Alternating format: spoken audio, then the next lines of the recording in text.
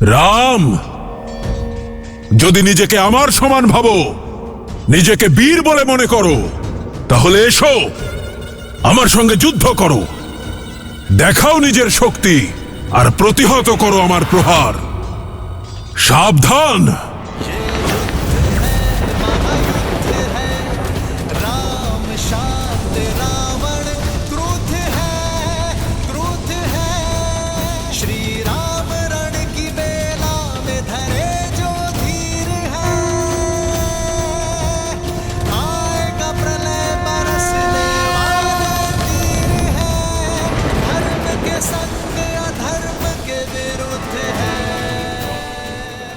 বায়ু অস্ত্র।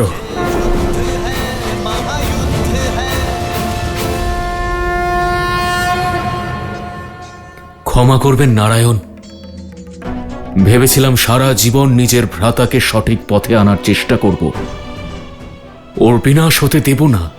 কিন্তু আজ না আমি আমার ভ্রাতাকে আটকাতে পারলাম, না পারলাম নিজের ভগবানকে, নিজের ভ্রাতার জন্য প্রাণ ভিক্ষা চাইতে পারলাম না। সম্ভবত একেই বলা হয় ধর্মযুদ্ধ মিত্র।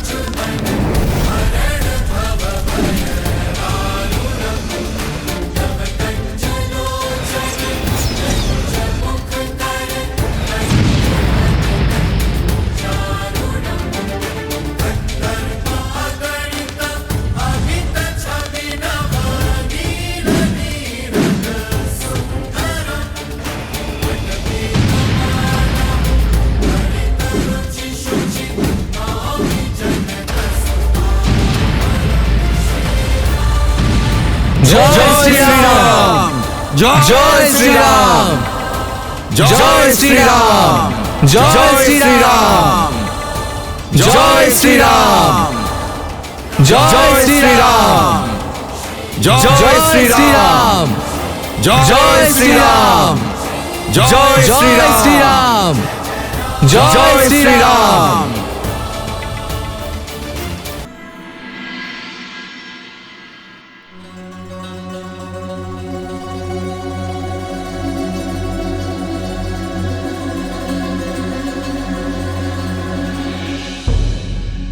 আর চিন্তা করবেন না মহারানী, যুবরাজ ধীরে ধীরে সুস্থ হচ্ছেন, আর শীঘ্রই উনি সুস্থ হয়ে উঠবেন।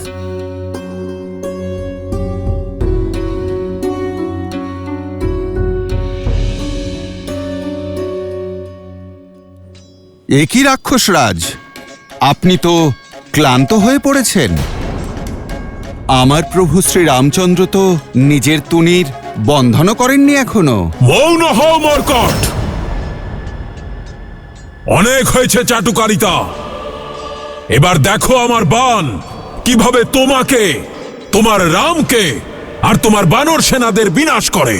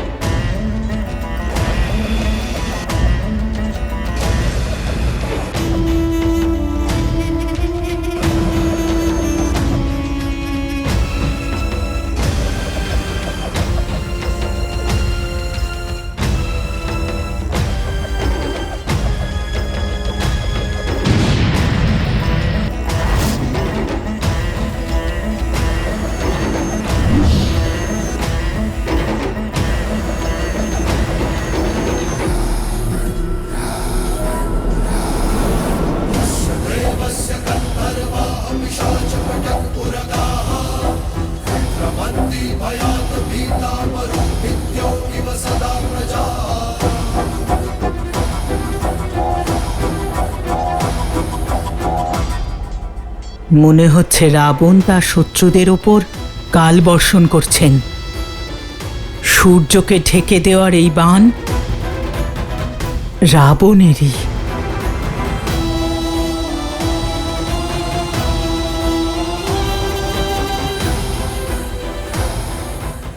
এই অন্ধকার লঙ্কেশের বাণের নয়, তার অহংকারের, যা শীঘ্রই লঙ্কাকে ঘিরে ফেলবে। মেঘেদের ভ্রম হয় যে ওরা সূর্যের আলোকে ঢেকে দিয়েছে, কিন্তু তা কখনো হয় না ত্রিজটা। সূর্যবংশীয় শ্রীরামের তেজের সম্মুখে রাবণের অহংকারকে নতি স্বীকার করতেই হবে।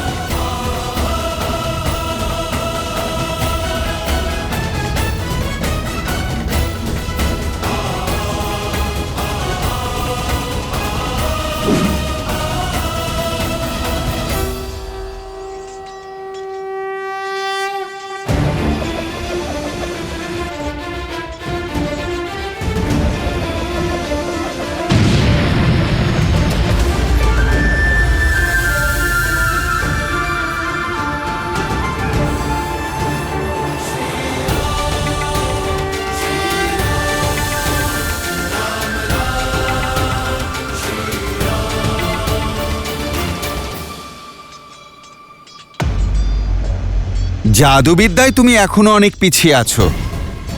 তোমার মায়াকে তো তুমি অল্পক্ষণও ধরে রাখতে পারলে না।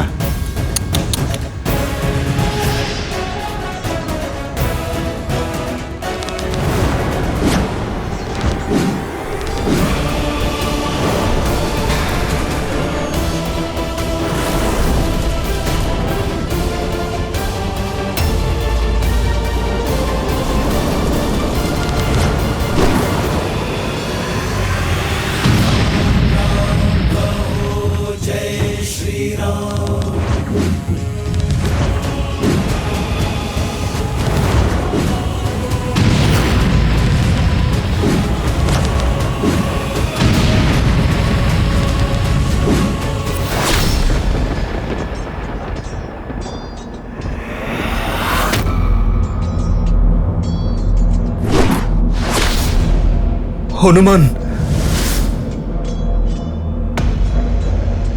প্রভু, আপনি বিচলিত হবেন না। আপনার এই রথ স্থিরভাবেই এগোবে। আমার প্রভুর জন্য প্রহার সহ্য করা তো আমার কাছে প্রসাদ তুল্য।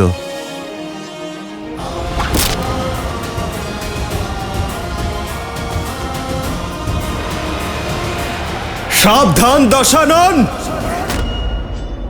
নিরস্ত্রের ওপর প্রহার করে ত্রিলোকে সবকিছু জয় করেছ তুমি। এটা তোমার ভুল রাম।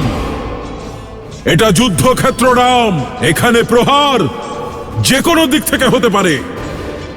যোদ্ধাকে শত্রুর প্রহারের জন্য প্রস্তুত থাকতে হয়, আর পরাস্ত হওয়ার জন্যেও। যন্ত্রণার আভাস এবার তুমি পাবে লঙ্কেশ। আমি দশরথ নন্দন, রঘুবংশী, বশিষ্ঠ এবং বিশ্বামিত্রের শিষ্য রাম আমার সৈন্যদের সঙ্গে নিয়ে কাল রূপ ধারণ করব।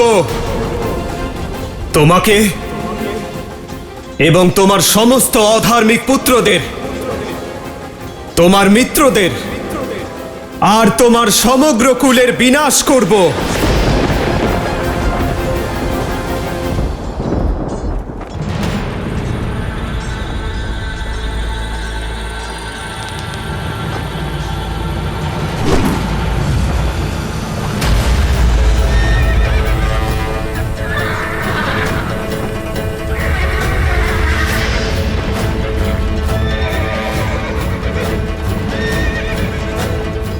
হনুমান, আমাকে নিচে নামাও।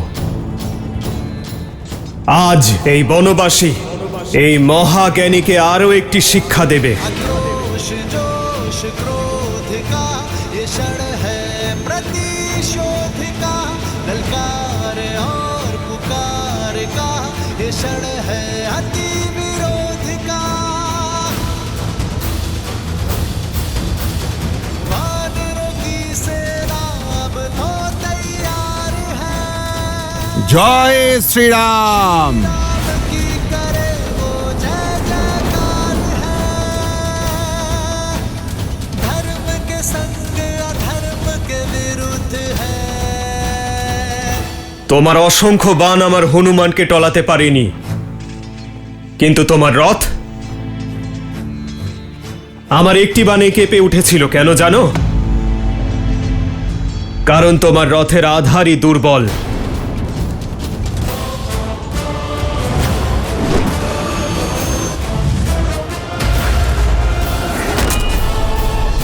জানো একজন রাজার রথ কি শিক্ষা দেয়? একজন রাজার রথের আধার হলো ধর্ম, আর সেই রথের চাকা শৌর্য এবং ধৈর্যের প্রতীক।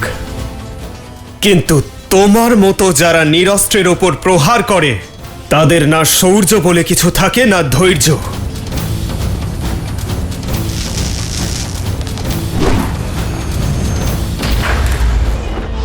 युद्ध है महायुद्ध है राम शांत रावण क्रुद्ध है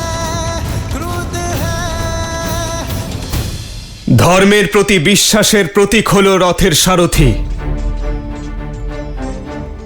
শক্তি এবং বিবেক হল রথের অশ্ব, যাদের সাহায্য নিয়ে রাজার রথ এগিয়ে যায়। কিন্তু একজন অধার্মিকের কাছে তা অবশিষ্ট থাকে না। श्री राम राजा राम श्री राम রাজা সে যে দেশের মাটি, দেশের কল্যাণের কথা ভাবে, যে ঐক্য এবং অখণ্ডতার সূত্র হয়ে দেশবাসীদের একত্র করে রাখে, তাদের রক্ষা করে।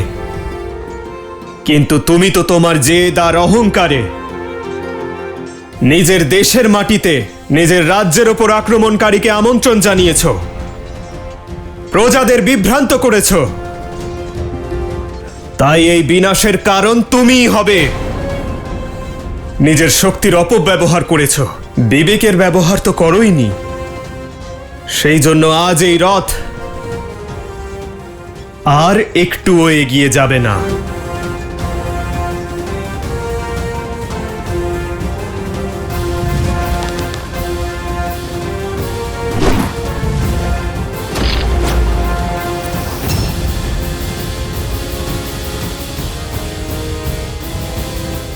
রথের ধ্বজা সত্যের প্রতীক হয়, সেই সত্য যা জানা সত্ত্বেও তুমি অহংকারের বশে তা স্বীকার করছো না। আর একজন অহংকারীর সঙ্গে সত্য কখনোই থাকে না।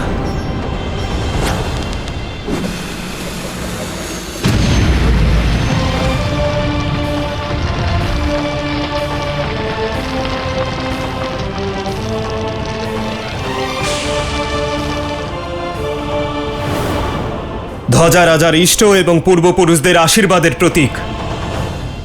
কিন্তু যে নিজের মাতা পিতাকে অবহেলা করে, নিজের পূর্বপুরুষদের মর্যাদা ধুলোয় মিশিয়ে দেয়, তার সঙ্গে তার পূর্বপুরুষদের আশীর্বাদ থাকে না। তা সে স্বয়ং দশাননই হন না কেন।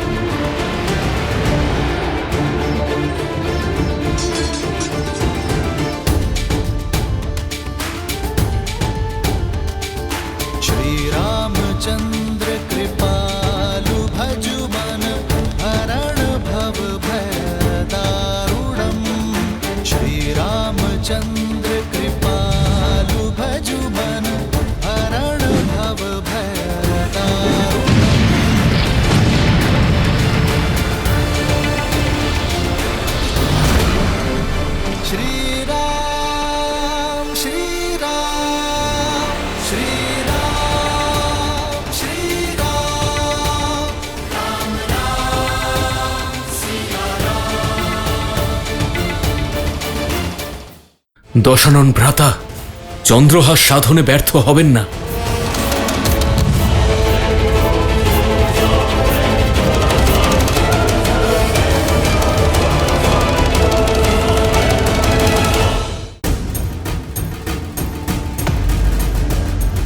যে রাজা কর্মের পরিবর্তে কুকর্মকে আপন করে নেয় তার যশ ও ধুলোয় মিশে যায়, আর সে স্বয়ং ভূমিতে লুটিয়ে পড়ে। লঙ্কেশ, তুমি জানতে চেয়েছিলে না যে প্রভু শ্রীরাম নিজের স্ত্রীকে কিভাবে লাভ করবেন? আমি আশা করছি তোমার সমস্ত শঙ্কা এখন দূর হয়েছে। তুমি তোমার সব উত্তর পেয়ে গেছো। উত্তর তো আমি দেব, যার প্রত্যুত্তর না তুমি দিতে পারবে আর না তোমার রাম। চন্দ্রহাস।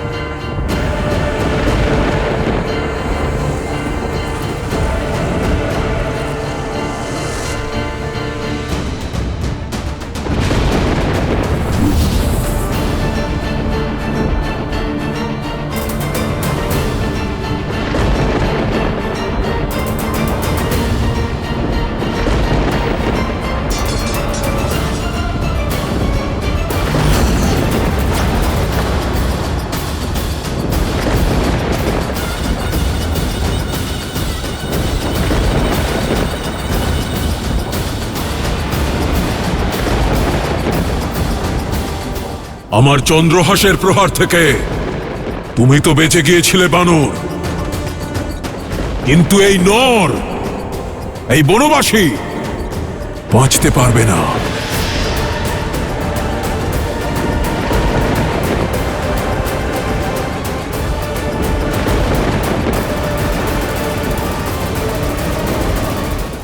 দশানন ভ্রাতা চন্দ্রহাস সাধনে ব্যর্থ হবেন না।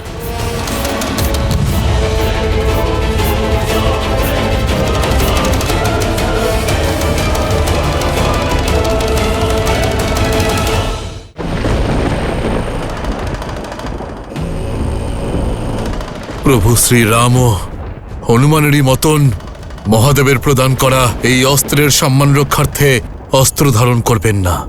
কিন্তু দশানন ভ্রাতা প্রভু শ্রী রামের উপর চন্দ্রহাস সাধনে ব্যর্থ হবেন না।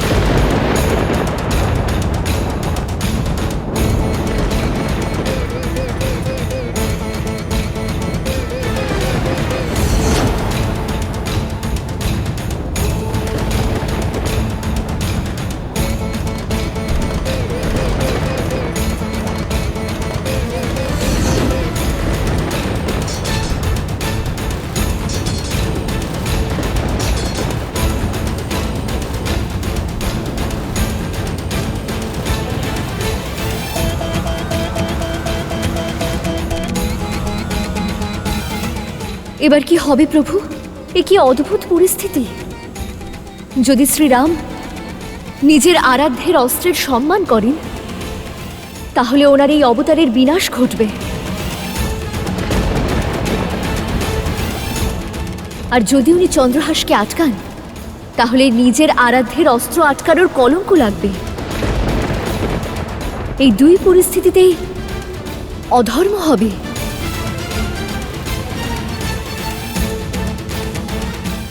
আপনার চিন্তিত হওয়া স্বাভাবিক দেবে, কিন্তু আপনার এই চিন্তার নিবারণ কেবল প্রভু শ্রীরাম করতে পারেন। কারণ বেছে নেওয়া যদি সরল হতো, তাহলে তা শ্রীরামের হতো না।